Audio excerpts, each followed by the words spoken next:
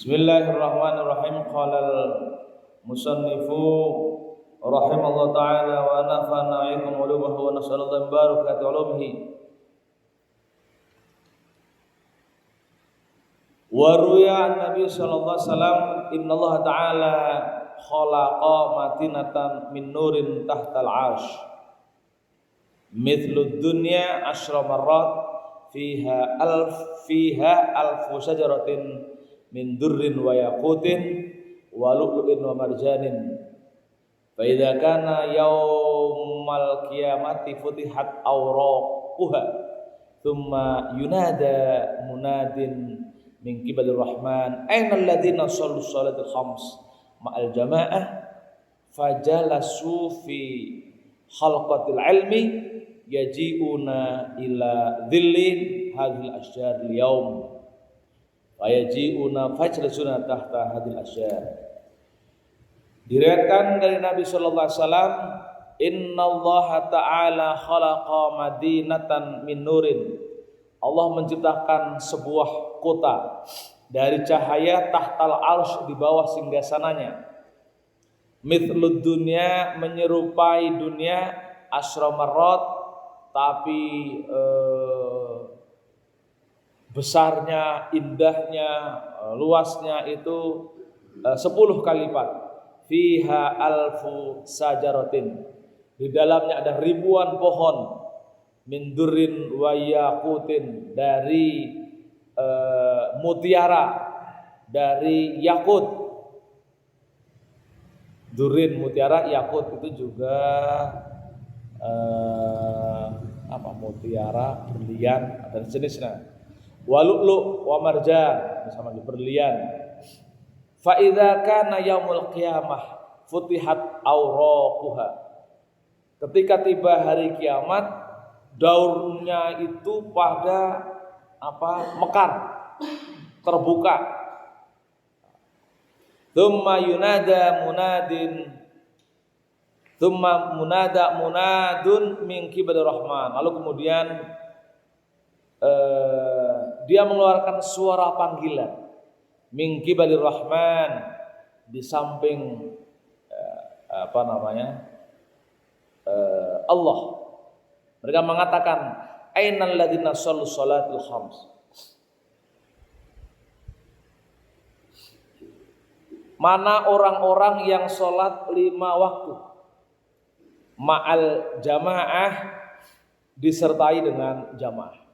Nah, ini bagian dari informasi orang yang sering melaksanakan sholat 5 waktu secara berjamaah, ini nanti akan dipanggil oleh Allah. Dipanggil nanti, ini ceritanya kan.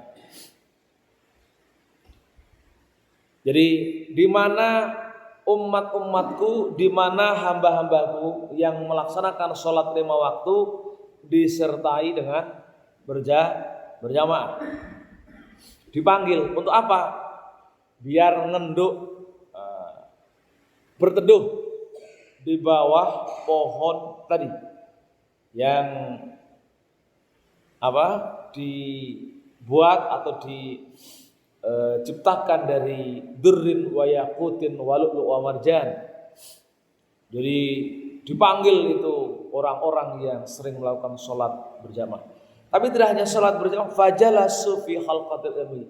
Lalu setelah melakukan sholat berjamaah, dia duduk dalam majelis halqatil ilmi, lingkaran dalam mengkaji, menuntut ilmu. Maka sering ada istilahnya halaqatil ilmi. Halaqah itu lingkaran. Yang lingkaran itu bukan ngobrol, bukan ghibah, tapi ngobrol, mengkaji ilmu. Fajalasu fi halqatil ilmi. Jadi orang yang setelah menunaikan sholat berjamaah, lalu kemudian dia duduk di majelis halaqah. Itu yang kemudian diadopsi oleh sebagian jamaah yang sering datang pakai tenda macam-macam di masjid namanya, yang pakai kompor macam-macam masa itu. Orang itu suka pakai jamaah kompor, bukan jamaah kompor, namanya jamaah tabligh. jamaah tabligh. Mereka itu ketika sholat lalu kemudian setelah sholat duduk melingkar lalu ingin mengkaji ilmu atau hadis, itu mengamalkan ini. Karena orang yang setelah sholat jamaah lalu membuat lingkaran mengkaji ilmu nanti akan diawe-awe, dipanggil oleh itu yang disebut dengan tadi ini pohon yang rindang sekali. Jadi ketika hari kiamat rindang, lalu kemudian dia akan mengawe-awe, manggilin orang-orang yang sering sholat jamaah, lalu kemudian lanjut dengan kajian ilmu. Karena kita tahu bayangan di yaumil mahsyar nanti setelah dibangkitkan, ni kila waqal al-kisah atau ceritanya itu aneka ragam macamnya, disesuaikan dengan amal ibadahnya. Ada orang kalau dia orang soleh, orang beriman nyaman. Tapi kalau yang ahli maksiat diceritakan matahari itu serasa di atas kepalanya sejengkal, serasa ya.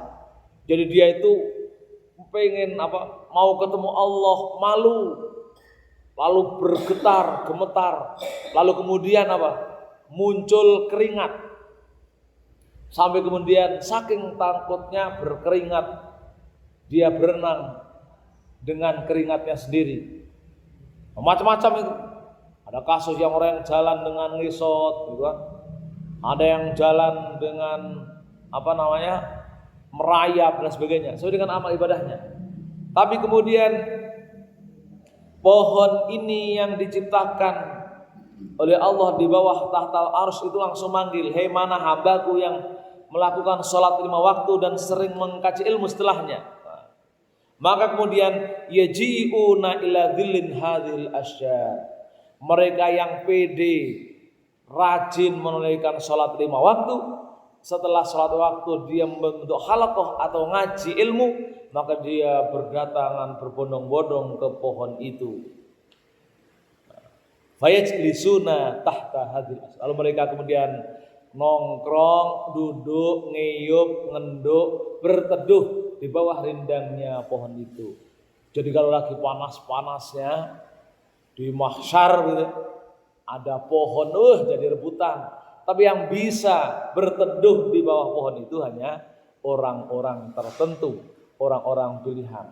Maka bersyukurlah bagi kita semua yang masih diberi kemampuan, kemauan melaksanakan sholat berjamaah, lalu dilanjut dengan duduk di majelis ilmu. Tsumma yudhi'u baina aydihim ma'idatan min nurin fiha ma tashtahihil anfus wa taladzul a'yun. Lalu kemudian ditaruh di hadapannya ma'idatan min nur, meja hidangan. Tentunya kalau meja hidangan ya sama hidangannya, bukan hanya hidangannya. Min nurin, dari nur, fiha ma tastahihil anfus. Yang kemudian orang ketika disajikan makanan, hidangan, tentunya membahagiakan jiwa. Lagi panas-panasnya, ada tempat berteduh, lalu dikasih es. Waduh, segernya. Kan gitu. Mas tastahil anfus itu ya pokoknya yang menyenangkan jiwa. Tentunya sesuaikan kondisinya. Kalau lagi panas-panasnya ya paling enak itu ya es buah. Wa taladzul a'in, dan enak dipandang. Fayuqal lahum, lalu dikatakan kepada mereka, kulu minha jami'a. Sikat, silahkan makan dari hidangan itu. Jadi ini kalau ada sebuah hadis,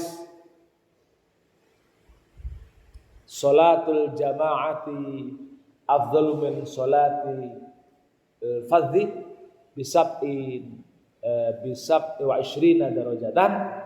Salat berjamaah lebih afdal daripada salat sendirian dengan selisih 27 derajat. Itu informasi pahalanya kira-kira seperti ini, kira-kira. informasi pahala detailnya. Kita selama hanya mendengar misalkan 27 rakaat bentuknya seperti apa, rupanya ada hadis yang menjelaskan nanti akan diawi-awi, akan dipanggil untuk berteduh ketika di yaumil mahsyar. Kadza fi Mukashafatil Asrar. Beginilah ceritanya dalam kitab Mukashafatil Asrar. Kitab rahasia yang tersingkap. Wa qala an-nabi alaihi wassalatu wassalam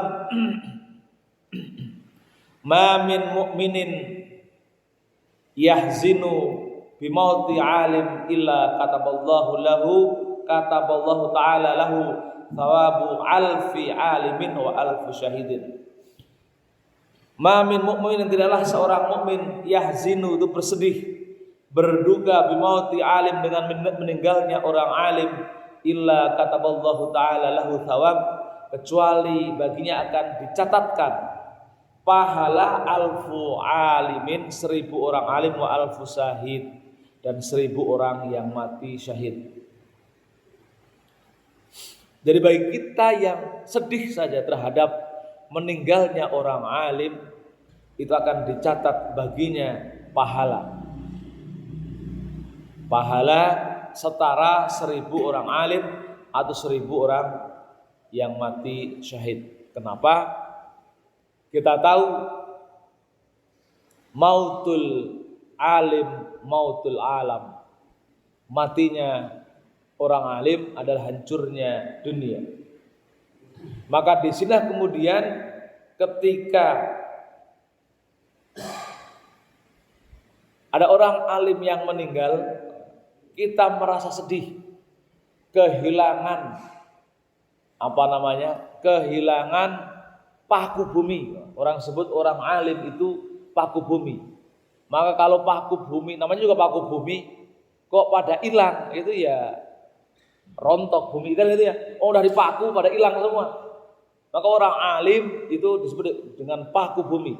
Kalau paku bumi itu dicabutin, ya hancur. Banyak kejadiannya.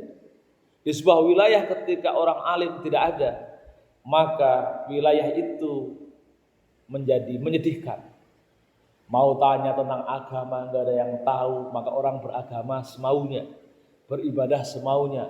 Baru rajin sholat 2 rakaat sudah berlaku sebagai orang soleh. Kan begitu? Padahal belum tentu benar. Maka di sini kita sedih saja, itu Allah memberikan pahala. Tentunya kesedihan orang yang cinta dengan alim, itu dia akan merasa kehilangan gurunya, merasa kehilangan rujukannya, merasa kehilangan sandaran. Maka kemudian dia akan berusaha mencari orang alim, mencari orang alim, mencari guru agar sebuah wilayah tersebut ada yang bisa ditanya.